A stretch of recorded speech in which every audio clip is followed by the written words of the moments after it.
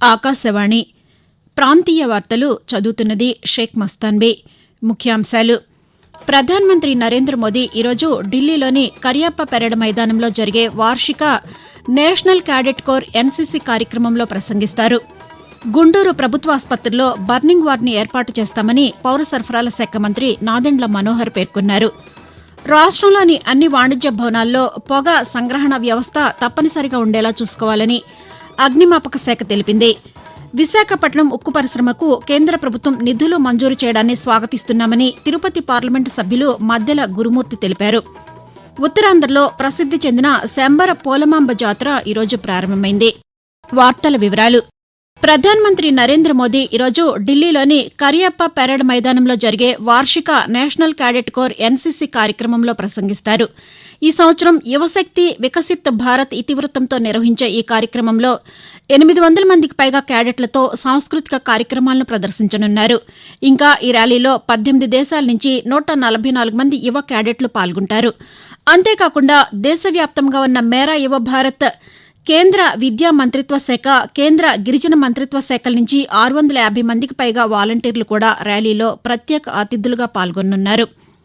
Guntur ప్రభుత్వాసుపత్రిలో burning వార్డ్ను ఏర్పాటు చేస్తామని పౌర సరఫరాల శాఖ మంత్రి నాదెండ్ల మనోహర్ పేర్కొన్నారు.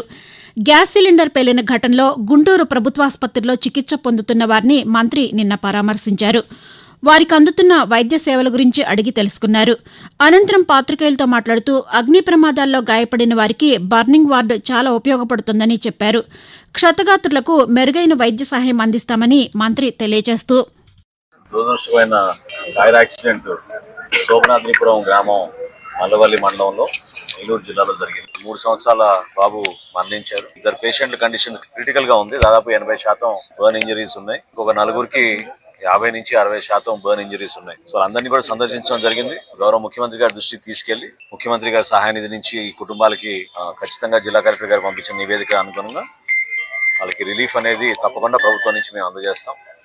రాష్ట్రంలోని అన్ని వాణిజ్య భవనాల్లో విద్యుత్ నిర్వహణ, పొగ సంగ్రహణ వ్యవస్థ తప్పనిసరిగా ఉండేలా చూసుకోవాలని అగ్నిమాపక శాఖ సంచాలకులు మాదిరెడ్డి ప్రతాప్ ఆదేశించారు. శ్రీకాకుళంలోని ఓ షాపింగ్ మాల్ లోపల ఇలాంటి వ్యవస్థ లేకపోవడం వల్ల తాజాగా జరిగిన అగ్ని ప్రమాదంలో మంటల్ని అదుపు చేయడం కష్టంగా మారిందని చెప్పారు. ఇలాంటి ఘటనల్ని నియంత్రించేందుకు భవనాల యాజమాన్యాలు తప్పనిసరిగా మార్గదర్శకాలు పాటించాలని సూచిస్తూ ఒక ప్రకటన విడుదల చేశారు. భవనంలోని అన్ని అంతస్తుల్లో పొగ సంగ్రహణ వ్యవస్థను ఏర్పాటు చేసుకోవాలని అన్నారు. ఏదైనా అంతస్తులోకి పొగ వస్తే దాని స్థానంలో గంటకు కనీసం 12 సార్లు తాజా గాలిని భర్తీ చేసేలా ఈ వ్యవస్థ ఉండాలని సూచించారు.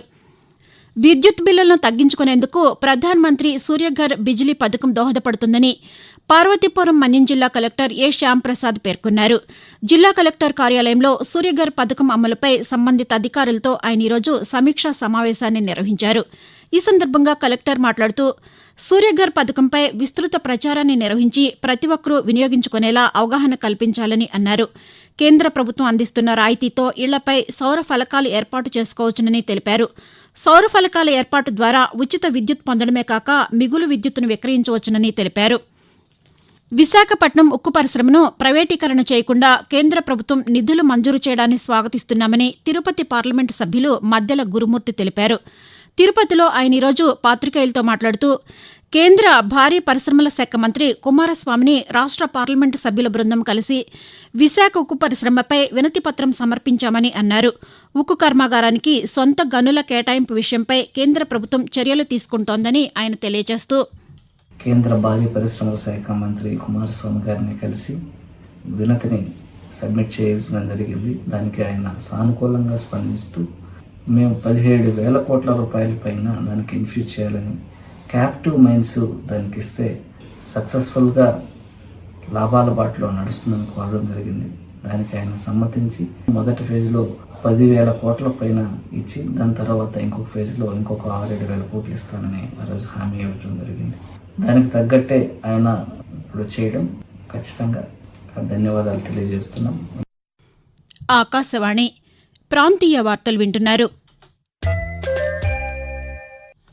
ప్రయాగ్రాజ్లోని మహాకుంభమేళా జరుగుతున్న ప్రాంతాన్ని ఉత్తరప్రదేశ్ ప్రభుత్వం ఈ రోజు నుంచి వాహనరహిత ప్రాంతం, నో వెహికల్ జోన్గా ప్రకటించింది.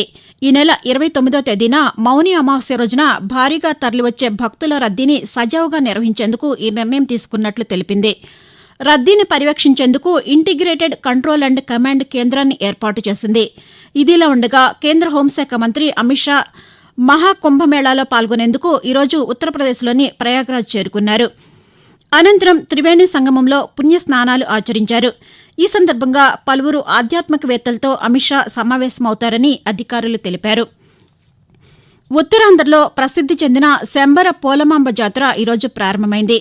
పార్వతీపురం మన్యం జిల్లా మక్కువ మండలంలోని శంబర శ్రీ పోలమాంబ దేవాలయంలో ఈ రోజు నుంచి 3 రోజుల పాటు జాతర నిర్వహించనున్నారు. రాష్ట్ర పండుగగా గుర్తించిన శంబర పోలమాంబ జాతరపై మా ఆకాశవాణి పార్వతీపురం మన్యం జిల్లా ప్రతినిధి సిహెచ్ శ్రీనివాసరావు మరిన్ని వివరాలు అందజేస్తారు. పార్వతీపురం మన్యం జిల్లా శంబర గ్రామంలో ఈరోజు జాతర ప్రారంభమైంది. జనవరి 27, 28, 29 తేదీల్లో 3 రోజుల పాటు శంబర పోలమాంబ జాతర జరగనుంది. జిల్లా కలెక్టర్ ఏ శ్యాంప్రసాద్ ఈరోజు ఉదయాన్నే కుటుంబ సమేతంగా పోలమాంబ అమ్మవారిని దర్శించుకున్నారు. సాంప్రదాయక రీతిలో పూజా కార్యక్రమాలు నిర్వహించారు. అనంతరం జాతర ఏర్పాట్లను పరిశీలించారు. భక్తులకు ఎటువంటి ఇబ్బందులు లేకుండా ఏర్పాట్లు పర్యవేక్షణ చేయాలని అధికారులు ఆదేశించారు. ప్రతి ఏటా ఈ జాతరకు ఉత్తరాంధ్ర నుండే కాకుండా ఒరిస్సా, ఛత్తీస్గఢ్ నుంచి భక్తులు అధిక సంఖ్యలో తరలివచ్చి అమ్మవారిని దర్శించుకుంటారు. సత్వర న్యాయం పొందేందుకు రాజీ సరియైన మార్గమని పశ్చిమ గోదావరి జిల్లా ప్రధాన న్యాయమూర్తి ఎం సునీల్ కుమార్ తెలిపారు. ఉమ్మడి పశ్చిమ గోదావరి జిల్లా న్యాయ సేవాధికార సంస్థ ఆధ్వర్యంలో న్యాయవాదులకు మధ్యవర్తిత్వంపై 5 రోజుల పాటు నిర్వహించే శిక్షణా కార్యక్రమాన్ని ఈరోజు ఆయన ప్రారంభించారు. ఈ సందర్భంగా సునీల్ కుమార్ పాతికేయులతో మాట్లాడుతూ మధ్యవర్తిత్వంతో కేసుల పరిష్కారంలో మరింత పురోగతి సాధించవచ్చునని అన్నారు. మధ్యవర్తిత్వానికి సంబంధించిన వివిధ అంశాలపై న్యాయవాదులకు అవగాహన కల్పించడంతో పాటు శిక్షణ ఇస్తామని తెలిపారు. రాష్ట్రంలోని ప్రస్తుత వాతావరణ పరిస్థితులను అమరావతిలోని భారత వాతావరణ కేంద్రం అధికారి ఎం వెంకట్రావు కొద్దిసేపటి క్రితం ఆకాశవాణి విజయవాడ కేంద్ర ప్రాంతీయ వార్తా విభాగానికి తెలియజేస్తూ ఈ రోజు రేపు ఉత్తర కోస్తా ఆంధ్రప్రదేశ్, యానాం, దక్షిణ కోస్తా ఆంధ్రప్రదేశ్, రాయలసీమలో వాతావరణం పొడిగా ఉండే అవకాశం ఉంది. పొగమంచు 1 లేదా 2 చోట్ల కురిసే అవకాశం ఉంది. గడిచిన 24 గంటల్లో ఆరోగ్యవరంలో అత్యల్ప కనిష్ట ఉష్ణోగ్రత 14 డిగ్రీల సెంటీగ్రేడ్గా నమోదైంది. ఈ రోజు రేపు పొగమంచు కురిసేందువల్ల వాహన శోధకులు తమ ప్రయాణ సమయాల్లో తగు జాగ్రత్తలు తీసుకోవాలని సూచించడమైనది. భారత మాజీ రాష్ట్రపతి, రచయిత, స్వతంత్ర సమరయోధులు ఆర్ వెంకట్రామన్ వర్ధంతి ఈరోజు. తమిళనాడులోని తంజావూరు జిల్లా రాణామాదం గ్రామంలో 1910 డిసెంబర్ 4వ తేదీన జన్మించిన రామస్వామి వెంకట్రామన్ న్యాయశాస్త్రంలో పట్టభద్రులు. భారత స్వతంత్ర సంగ్రామంలో ఆయన చురుగ్గా పాల్గొన్నారు. స్వతంత్రం అనంతరం కేంద్ర ఆర్థిక, రక్షణ శాఖ మంత్రిగాను, భారత ఉపరాష్ట్రపతిగాను సేవలందించారు. మై ప్రెసిడెన్షియల్ ఇయర్స్ అనే ప్రసిద్ధ గ్రంథాన్ని రచించారు. 1987 నుంచి 1992 వరకు భారత రాష్ట్రపతిగా బాధ్యతలు నిర్వర్తించిన వెంకట్రామన్ 2009 జనవరి 27వ తేదీన తుది శ్వాస విడిచారు. రాష్ట్రంలో తెలుగు చలనచిత్ర పరిశ్రమ ఏర్పాటుకు ప్రభుత్వం చర్యలు తీసుకోవాలని మాజీ రాజ్యసభ సభ్యులు టీజీ వెంకటేష్ పేర్కొన్నారు. కర్నూలులో ఆంధ్రప్రదేశ్ చలనచిత్ర వాణిజ్య మండలిని ప్రారంభించిన అనంతరం ఆయన పాతికేయులతో మాట్లాడారు. ప్రాంతీయ వార్తలు ముగించే ముందు ముఖ్యాంశాలు మరొకసారి. ప్రధానమంత్రి నరేంద్ర మోదీ ఈరోజు ఢిల్లీలోని కరియప్ప పెరేడ్ మైదానంలో జరిగే వార్షిక నేషనల్ క్యాడెట్ కోర్ ఎన్సీసీ కార్యక్రమంలో ప్రసంగిస్తారు. గుంటూరు ప్రభుత్వాసుపత్రిలో బర్నింగ్ వార్డును ఏర్పాటు చేస్తామని పౌర సరఫరాల శాఖ మంత్రి నాదెండ్ల మనోహర్ పేర్కొన్నారు. రాష్ట్రంలోని అన్ని వాణిజ్య భవనాల్లో పొగ సంగ్రహణ వ్యవస్థ తప్పనిసరిగా ఉండేలా చూసుకోవాలని అగ్నిమాపక శాఖ తెలిపింది. విశాఖపట్నం ఉక్కు పరిశ్రమకు కేంద్ర ప్రభుత్వం నిధులు మంజూరు చేయడాన్ని స్వాగతిస్తున్నామని తిరుపతి పార్లమెంటు సభ్యులు మద్దెల గురుమూర్తి తెలిపారు. ఉత్తరాంధ్రలో ప్రసిద్ది చెందిన శంబర పోలమాంబ జాతర ఈరోజు ప్రారంభమైంది. ఆకాశవాణి ప్రాంతీయ వార్తలు ఇంతటితో సమాప్తం. తిరిగి సాయంకాలం 6 గంటల 10 నిమిషాలకు ప్రాంతీయ వార్తలు వింటారు.